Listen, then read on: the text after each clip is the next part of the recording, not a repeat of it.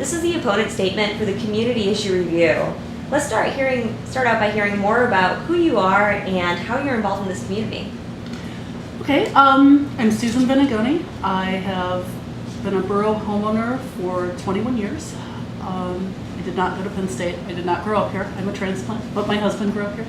I have a son who just started Penn State. I am the president of the Highland Civic Association. I am also the president of the State College Community Land Trust. And my husband and I are involved in rental housing management. I also do budget counseling and home buyer education for the borough's first-time home buyer program. Now let's move on to some background. Can you tell me briefly how you would define this issue that's to be reviewed by a panel of community members?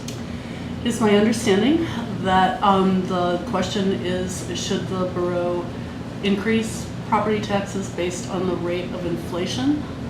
I understand that's going to be, if that were adopted, it would be an automatic increase, and I'm opposed to that. Okay. So we understand that you're familiar with some of the history of State College and this issue. Can you talk through some of the main points related to this issue that you described in your position statement? I'll try. And it's a few different venues. First, being an advocate for affordable housing, I'm working with people who can today, through the borough's programs, purchase a home, but they are having trouble affording the property taxes that go with that home. And so if we are trying to increase home ownership and affordable home ownership, continuous property tax increases aren't going to work. It makes the borough unattractive to new homeowners. As a parent of a Penn State student, landlords can increase rents annually to accommodate whatever increased expenses they are, having. That also contributes to student loan debt when rents get higher and higher. And bringing it back around to my affordable housing thing, that's why a lot of people that I work with are having trouble buying a home here or anywhere because of the amount of student debt. So continuously increasing what students are paying is not good either. I, as a homeowner, and also many of the homeowners that I know, people are getting older who've lived here for a long time, and some of the people that I know have retired, and so they're living on fixed incomes. They can't continue to pay and pay and pay on a home that they don't even owe any money on in many cases, and they've taken really good care of. They've contributed to the community, so that's really difficult. I also think that as we move to a new tourist-based way of living, we already have the home football games, and the Arts Fest and First Night. And now there's the music festival downtown that I hope continues. And Penn State is going to start opening all of their venues to more and larger events like the Winter Classic, NFL preseason, you name it. I don't know what all they have planned yet.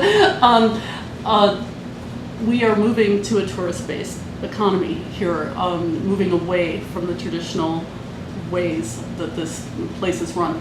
And the need for increased municipal services is due to all of the increased activity. I don't see why that should fall on the back of the people that actually live here. We need different taxing methods to address these problems. So would you say that this also speaks to the main reasons why you're opposed to inflation-based tax indexing? I am. I'm automatically not in favor of any type of automatic tax increase. I follow the budget process in the borough very closely, and I think that everything should be reviewed every year. There should be no automatic. And I really have a concern that we're not looking at cutting spending enough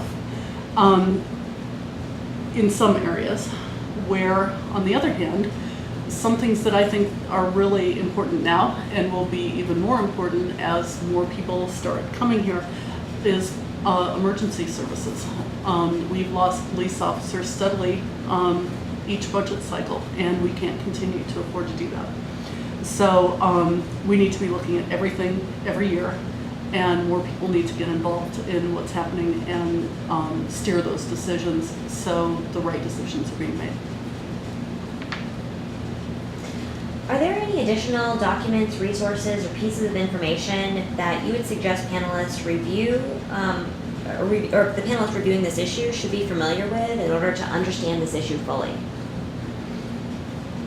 Wow. I would look back at the last 5 years of budgets of the borough. Immerse yourself in it. It's not very exciting, but it's very informative. Look at things like the FA report, which is not being produced anymore, but you can look at the last couple. It'll give you a good idea. There is also, I don't know the title of it, but Chief King, the State College Police chief, wrote a report a few years ago. It's still available online, and it's speaking to then what they felt the optimal level of police staffing would be based on the need. And we're way off of that now. It was many more officers than we have.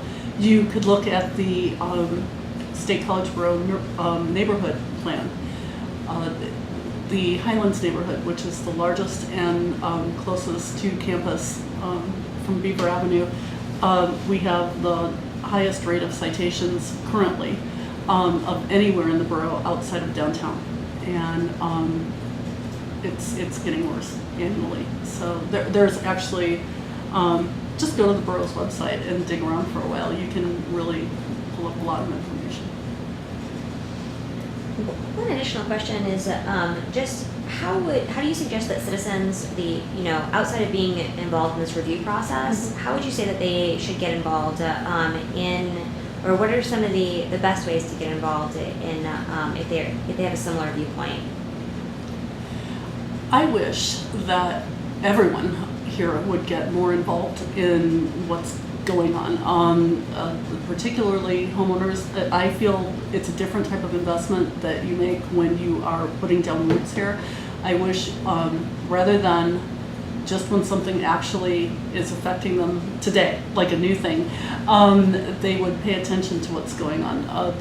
Many initiatives and issues come up and they're all looked at separately when in reality they all form part of the whole. And if you're paying attention and not just reading what's in the newspaper but attending meetings or speaking up, you get a fuller picture of what's going on, and you can, when a new thing comes up, like something like this, you can actually formulate a strong opinion based on what you know, versus wow, 2% sounds good, when it actually isn't going to be that. It may actually be much more. And if we're going to continue to have this be a place of diversity that's safe and that people want to live and invest in for homeownership, but also it's spoken about as a retirement community, everyone should be happy here in Happy Valley. People need to be involved and understand what's happening, and speak up so you can make it the community you want it to be. Is there anything else you'd like to share?